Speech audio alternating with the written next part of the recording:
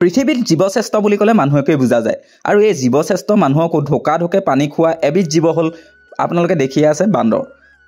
অসমত আগৰ পৰাই বানপানীৰ সমস্যাটো জ্বলন্ত সমস্যা হিচাপে পৰিগণিত হৈ আহিছে, কিন্তু বানপানীতকৈ ভয়ানক হৈছে এই বান্দৰৰ সমস্যা।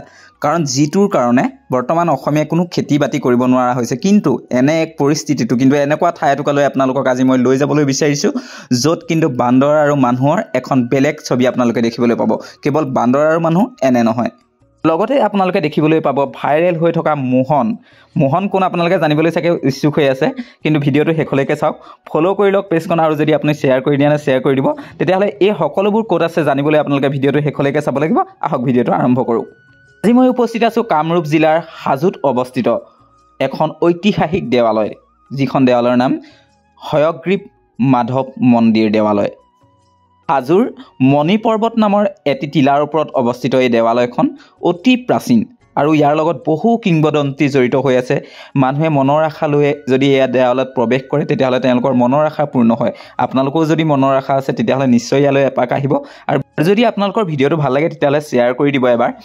আমি জানিবলৈ চেষ্টা কৰিম শ্ৰী শ্ৰী হয়গ্ৰীৱ মাধৱ মন্দিৰ। এই হয়গ্ৰীৱ মাধৱ মন্দিৰৰ নামটো কিয় হ'ল? প্ৰথমতে আপোনালোকে এই চিৰিত যদি উঠি যায় তেতিয়াহ'লে দেখিবলৈ পাব যে একেবাৰে আমাৰ আদি প্ৰজন্ম বুলি কোৱা হয়, যাক আমি ৰামৰ ভক্ত আৰু বান্দৰ, এই বান্দৰ আপোনালোকে অতি বেছিকৈ ইয়াত দেখিবলৈ পাব। হয়গ্ৰীৱ বিষ্ণুৰ এক অৱতাৰ, আৰু সংস্কৃত ভাষাৰ মতে এই হয়গ্ৰীৱ শব্দৰ অৰ্থ হৈছে হয় মানে ঘোঁৰা আৰু গ্ৰীৱ মানে ডিঙি, সেইবাবে এই মন্দিৰ ভাগৰ নাম হৈছে হয়গ্ৰীৱ মন্দিৰ। আৰু লোকবিশ্বাস আছে যে এই স্থানতেই গৌতম বুদ্ধই দেহ ত্যাগ কৰিছিল, অৰ্থাৎ নিৰ্বাণ লাভ কৰিছিল। প্ৰবাদ অনুসৰি আমি জানিবলৈ পাওঁ যে যেতিয়া বেদ সৃষ্টি হৈছিল তেতিয়া দুটা অসুৰ আছিল, নাম আছিল কৈতৱ আৰু মধু। আৰু এই যি দুটা অসুৰ আছিল, এই অসুৰ দুটাই ব্ৰহ্মাৰ পৰা সেই বেদসমূহ চুৰ কৰি লৈ গুচি যায়। আৰু তেতিয়া ব্ৰহ্মাই বিষ্ণুৰ ওচৰলৈ যায়। বিষ্ণু তেতিয়া নিদ্ৰাত আছিল, মানে টোপনিত আছিল, আৰু তেতিয়া তেখেতক বেদসমূহ উদ্ধাৰ কৰিবৰ বাবে অনুৰোধ জনায়। আৰু সেই বিষ্ণুৱে তেতিয়া হয়গ্ৰীৱ ৰূপ ধাৰণ কৰি সেই বেদসমূহ উদ্ধাৰ কৰি আনি ব্ৰহ্মাক দিয়ে। তাৰ পাছত এই স্থানতেই, যি স্থান আপোনালোকে দেখি আছে, এই স্থানতেই সেই হয়গ্ৰীৱ ৰূপতেই তেখেত শুই পৰে। আৰু তাৰ পাছত এই কৈতৱ আৰু মধু নামৰ অসুৰ দুটা তেওঁৰ ওচৰলৈ আহে আৰু যুদ্ধৰ বাবে আমন্ত্ৰণ জনায়, আৰু তেতিয়া সেই দৈত্য দুটা বধ কৰে বিষ্ণুৱে।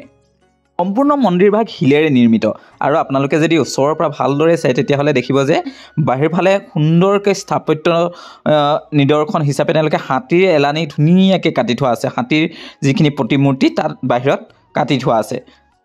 মন্দিৰটোৰ বাহিৰফালে বিষ্ণুৰ 10টা অৱতাৰ সুন্দৰভাৱে খোদিত কৰি থোৱা আছে, অংকৃত হৈ আছে, আৰু এয়াই হৈছে হয়গ্ৰীৱ মাধৱ মন্দিৰ। আৰু এই মন্দিৰভাগ নামনি অসমৰ বাবে গৌৰৱ। নামনি অসমৰ এখন পবিত্ৰ তীৰ্থস্থান, আপোনালোকে সকলোৱে জানে, হাজোত অৱস্থিত।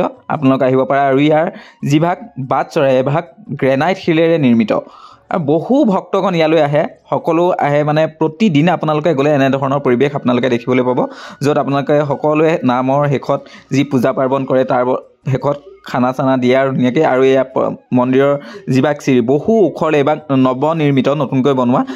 পৌৰাণিক যিভাগ আছে সেইভাগ অলপ ইফালে আছে, য'ৰ পৰা আপোনালোকে পুৱা মক্কা দেখে।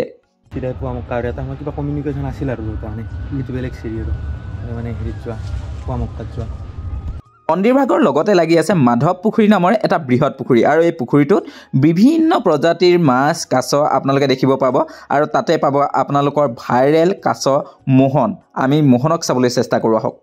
বৰ্তমান আছোঁ হাজোৰ হয়গ্ৰীৱ মাধৱ মন্দিৰত, আৰু এই পুখুৰীটোত বৰ্তমান এজন কাছ আছে। কাছটোৰ নামটো কি?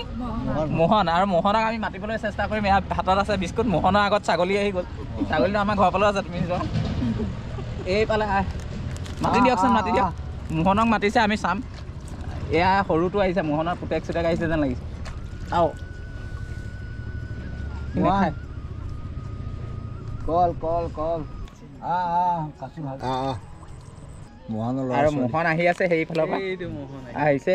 এইফালে এটা আপোনালোকক দেখাইছে, এইটো কালাৰিং কাছৰ এটাও আহিছে। এইটো একেবাৰে শাল মাছ ইয়াতে ৰৈ আছে।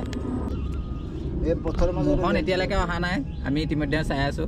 দাদাই মোহনক মাতি আছে মোহনক মাতক মোহন মই ট্ৰাই কৰি ফেইল হৈ গ'লোঁ মোহন ইতিমধ্যে অহা নাই কিন্তু হাজো হয়গ্ৰীৱ মাধৱ মন্দিৰৰ এয়া পৰিৱেশ আপোনালোকক দেখাই আছোঁ মোৰ লগৰজনে ট্ৰাই কৰি আছে ওচৰত আছে ডাঙৰ মাছ আৰু মোৰ দাঁতিতে আছে এটা ছাগলী আজা এই ছাগলীবোৰ মানে বিস্কুট খায় ইহঁতি ভয় নকৰা হ'ল আৰু এইটো চব মাছটো দি আছে মাছকেইটা আহি গ'ল ডাঙৰ মাছটো আহি গ'ল আৰু এইটো চব আগ নিলেহি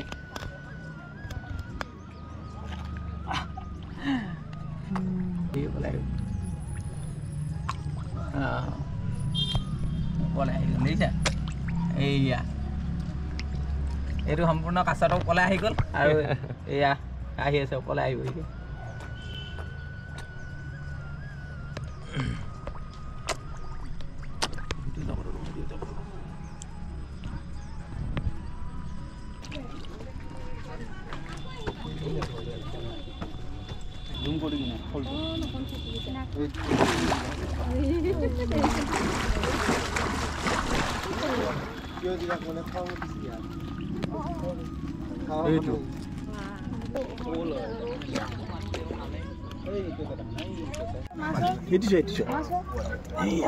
মোহন এইটো মোহন ভাঙি ভাঙি দি দে ভাঙি চিটিলি পিটিলি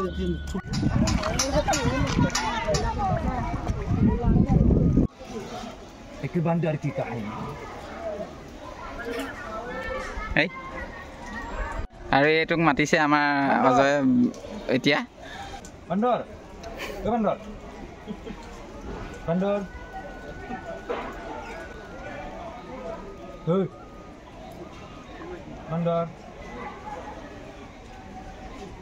মা কেন কৰে হাই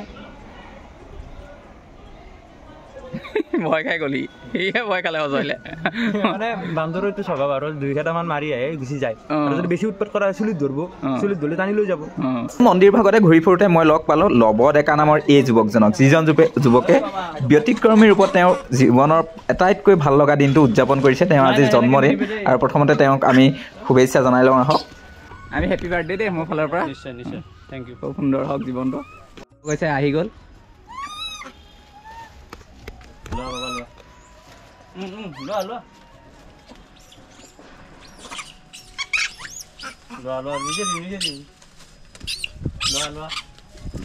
এয়াই হৈছে নামনি অসমৰ পবিত্ৰ তীৰ্থস্থান শ্ৰী শ্ৰী হয়গ্ৰীৱ মাধৱ মন্দিৰৰ পৰিৱেশ মই সকলোখিনি আপোনালোকক দেখাবলৈ চেষ্টা কৰিলোঁ যদি ভাল লাগিছে শ্বেয়াৰ কৰি দিব ফ'ল' কৰি ল'ব থেংক ইউ